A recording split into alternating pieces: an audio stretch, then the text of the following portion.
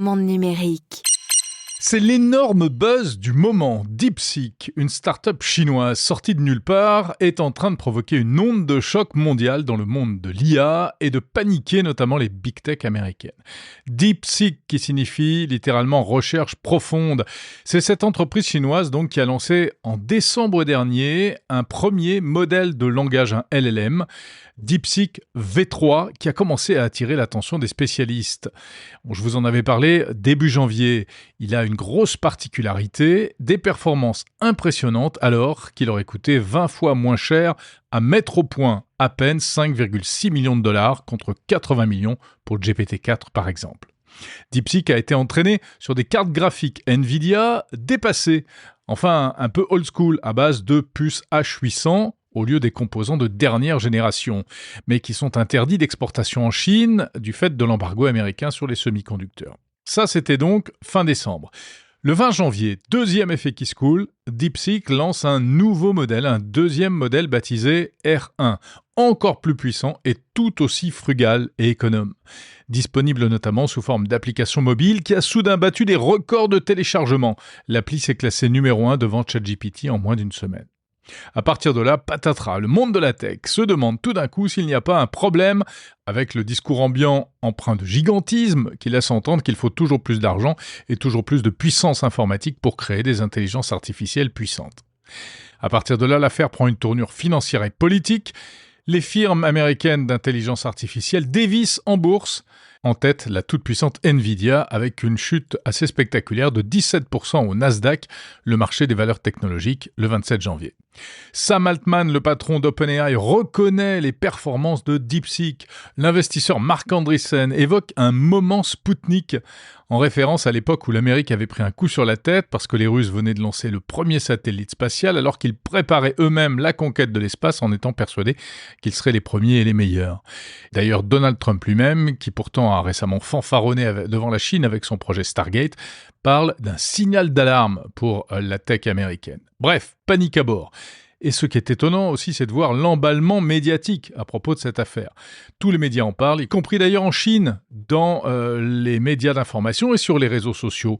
Alors que le gouvernement chinois n'est pas lié directement à DeepSeek, le Premier ministre s'est rendu sur place à Hangzhou, au siège de la société, pour comprendre ce qui était en train de se passer. DeepSeek, c'est une entreprise qui a été créée en 2023 par un jeune geek génial, apparemment baptisé Liang Wenfen. Né en 1985, qui se dit convaincu que l'IA va changer le monde. Bref, il y croit dur comme fer.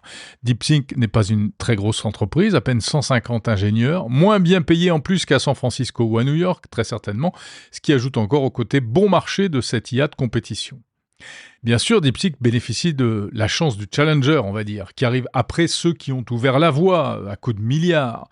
Mais ce qui est étonnant aussi, c'est de voir comment une contrainte, c'est-à-dire l'interdiction d'accéder aux meilleurs outils hardware, est devenue un avantage en faisant éclore une technologie plus frugale et tout aussi performante.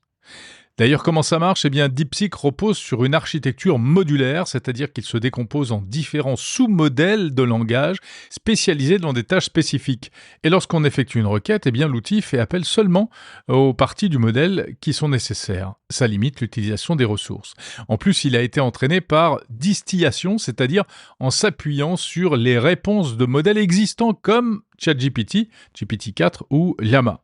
Autrement dit, merci quand même OpenAI et Meta. Cela dit, il y a quand même un hic. Parce que malgré ses apparentes qualités, DeepSeek a un problème, en tout cas du point de vue occidental. C'est qu'il est parfaitement conforme à la censure chinoise. Quand on l'interroge sur des questions qui fâchent, par exemple sur la nature du régime chinois, sur l'action du Premier ministre chinois, sur le sort réservé aux Ouïghours ou encore sur ce qui s'est passé place Tiananmen en 1989, l'outil fait des réponses politiquement correctes ou même parfois refuse carrément de répondre.